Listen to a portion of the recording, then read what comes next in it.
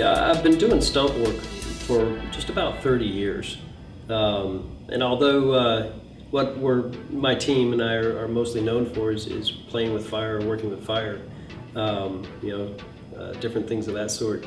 We've done a host of variety of gags, from car rolls and high falls and stair falls and fights and different things of this sort. I think what I'm looking forward to the most is bringing back the way the old cowboy stuntmen movies were made. I mean, these guys were tough as nails. I'm looking forward to safely pull off these horse falls and high falls and fights and gunfights and everything else. And I've always been a fan of the Western, always been a fan of that type of action, that manly gut type action. That's what makes stunting a lot of fun.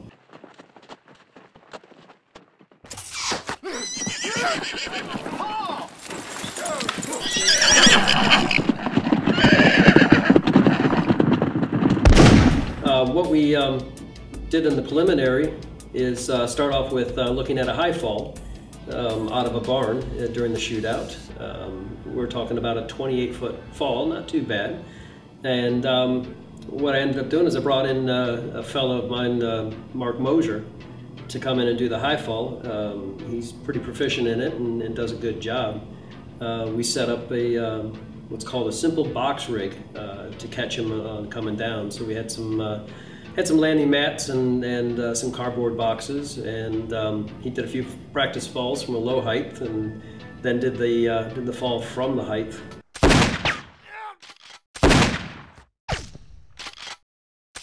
The second stunt that we did was a little more of a challenge.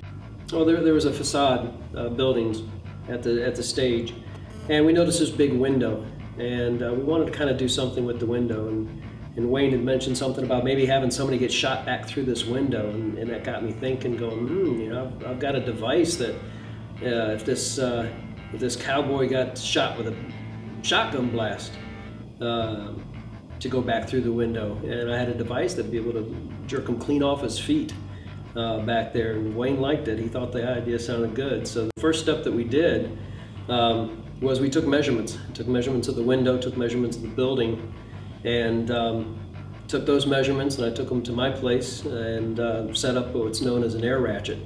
And I basically recreated that in the backyard and did some test footage with Mike to determine the fact of him getting jerked back at the right distance, at the right height, so he didn't hit his head on the top of the ceiling and the window and the casing, and he didn't hit his feet, that he cleared the window completely.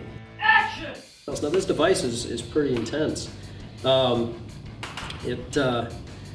It works off of nitrogen, and we can bring the pressures up as over 2,000 psi, which can pull a 200-pound stuntman 30 feet up in the air, 12 feet high at about 2.5 Gs within about 2 seconds.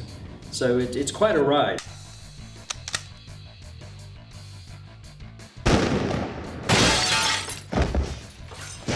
I was told once that the difference between a daredevil and a stuntman is the stuntman's got to get up and go to work the next day.